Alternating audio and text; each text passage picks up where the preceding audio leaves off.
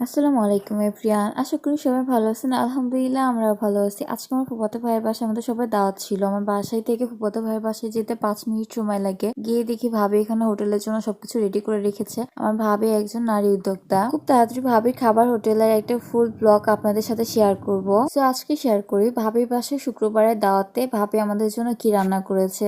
এখানে দেখতে পাচ্ছেন ভাবি আমাদের জন্য গরুর মাংসের বিরিয়ানি রান্না করেছে। আম্মু এখানে সালাদ কাটতেছিল। সত্যি কথা বলতে নারী উদ্যোক্তা হওয়া কিন্তু এতটাও সহজ না। পুরো সপ্তাহ নিজে ব্যস্ত থাকার পরে সপ্তাহে একদিন রেস্ট না নিয়ে ফ্যামিলি আর শ্বশুরবাড়ির লোকজনকে হ্যাপি রাখার নাম হচ্ছে নারী উদ্যোক্তা। এখানে ভাবি বিরিয়ানির সাথে খাওয়ার জন্য মুগের ডাল রান্না করেছিল।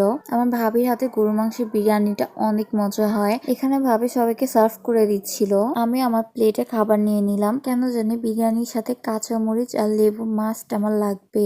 লেবু চিপে এখানে খাওয়া শুরু করে দিলাম। মাশাআল্লাহ দেখতে যতটা সুন্দর হয়েছে খেতেও অনেক মজা হয়েছে আলহামদুলিল্লাহ। অনেকদিন পর সবাই একসাথে খেতে বসছিলাম। এখানে আমি মুগের ডাল দিয়ে ট্রাই করতেছিলাম। মুগের ডালটা অনেক ভালো হয়েছিল।